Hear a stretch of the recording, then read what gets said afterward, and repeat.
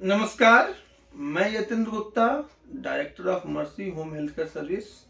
जो हम बनारस में लगभग 7 सालों से नर्सिंग सर्विस प्रोवाइड करते हैं। घरों में लोगों के nurse, caretaker, ICU setup, medical equipment और old age care, baby care सारा प्रोवाइड करते हैं। बनारस, लखनऊ, दिल्ली, आपको जहाँ भी चाहिए मिल जाती है। आज हम एक टॉपिक लेके आए हैं, नेबुलाइजेशन। तो आज हम बताएंगे आपको नेबुलाइजेशन के बारे में। नेबुलाइजेशन, ये एक नेबुलाइजेशन मशीन है, जैसे आप देख पा रहे हैं वीडियो में। ये नेबुलाइजेशन मशीन है और ये मास्क है। जो नेबुलाइजेशन मशीन होती है हम एक बार बाई कर सकते हैं।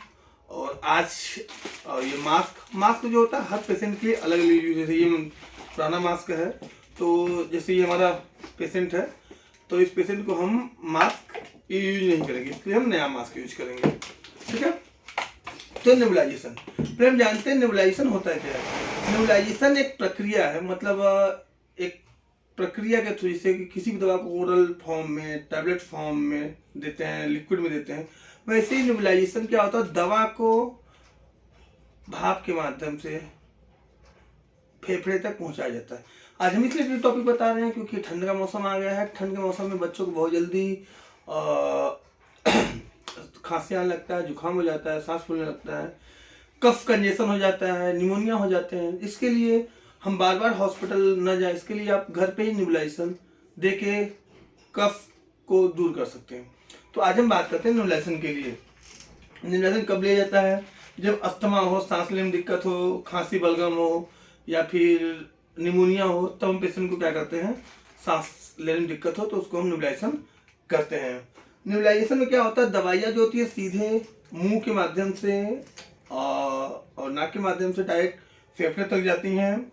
और तुरंत दवाई जाने से क्या होता है, सांस लेने में जो दिक्कत होती है या कफ कंजेशन से कफ में जकड़न होती है, वो तुरंत आराम मिल जाता है।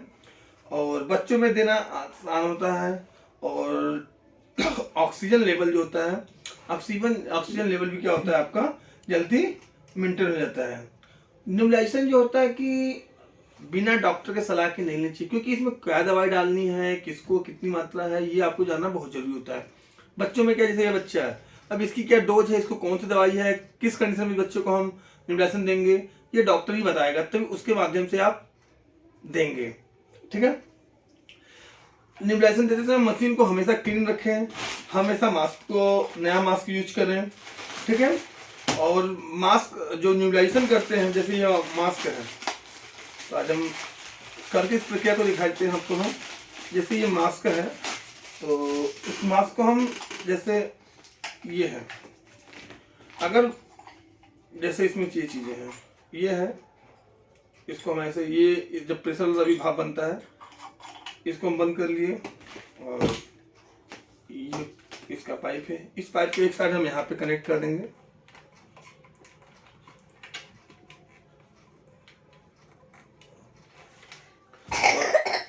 जैसे बच्चों को खांसी आ रहा है, इस कंडीशन में अगर कफ कंजेशन है, तो डॉक्टर बोला कि कफ कंजेशन है, बच्चों को हॉस्पिटल ले जाइए, बार बार हॉस्पिटल आने के भाप देना पड़ेगा, इससे यही कर सकते हैं। एक दूसरा पार्ट यहाँ कनेक्ट कर सकते हैं। अब देखिए ये आपका मशीन फिट हो गया। अब इसको क्या करेंगे, हम इलेक्ट्रिसिटी में क्या करेंगे, इसको हम कनेक्ट कर लेंगे। इलेक्ट्रिसिटी इसको हमने क्या किया, कनेक्ट कर लिया।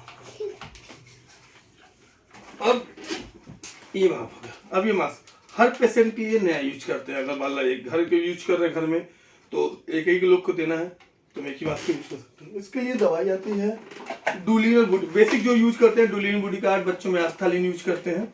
तो हम बात करते हैं, आज हम ये डुलिन है, आज हम डुलिन बच्चों को डाल के देखते हैं। ये हमारी दवाई है और ये मास्क। इसको कभी भी ऐसा नहीं कि डोला और से फेंक दिया, हमेशा डस्टबिन में डालें। इसको ऐसे ही डाला इसमें और इसको इसमें डाल दिया। डालने के बाद मास्क को हम ऐसे पहना सकते हैं। कभी भी मशीन चालू करके नहीं डालना चाहिए, क्योंकि वो तुरंत क्या होगा, प्रेशर निकलने लगता है।